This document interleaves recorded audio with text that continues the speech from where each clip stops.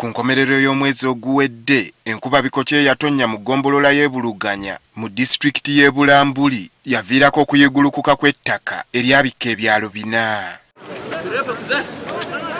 Okuva ku olwo kaweefube zaakolebwa okusimulayo emirambo gy'abantu abaabuutikirwa ettaka lino. Ne gye buli eno UPDF n'abatuuze bakyakola kye basobola okunoonya abo abakyawagamidde mu bifunfugu nga bakozesa enkumbi. Era bano beegattiddwako tractor weetiiye okuyiikuula ettaka. Kati emashines zituuse naye ziremereddwa okuva ettaka lirimu amaazi mangi nnyo. Zituuse meka? Ituuseko emu endala ekyali mu kkubo. Abatuuze balabiddwako ng'essuubi liringa eryabaweddemu wabula nga bakyalemeddeko okulinda. Mu kiseera kino baakazuulako emirambo gy'abantu 28. Mirambo kyabulayo mingi nnyo okuba kuba neighbors benjogeddeko nabo. Abantu bonna bafiiridde mu ntaka baali bantu 126.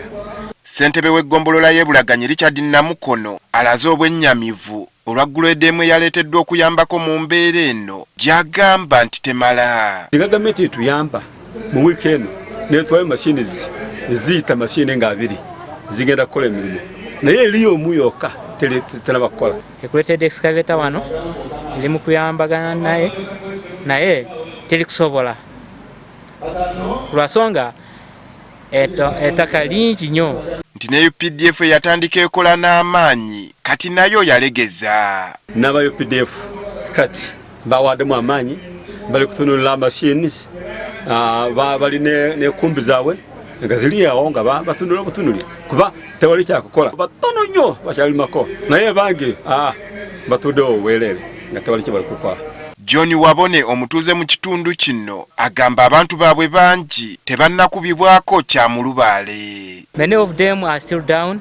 Bano bawanjagidde gavumenti ebongera obuyambi basobola okufuuza buli wamu abantu bafune emirambo gy'abantu baabwe ko n'okufunira bakaawonawo ekifo ew'okubeera. Kati tusaba gavumenti kongere amaanyi ag'okunoonyereza emirambo egisigadde mu ttaka wa. Okutwala abantu basigalawo bagende mu kampu gavumenti balabirireyo bafuneko obuyambi kuva mu gavumenti. Naye bano ebbaazi abafiirwa ettaka lyabwe bano kuba ettaka lyo lyali ly'abantu bangi nnyo. Kiteeberezebwa okuba ng'emirambo egiri mu 98 gye gikyawagamidde wansi mu ttaka.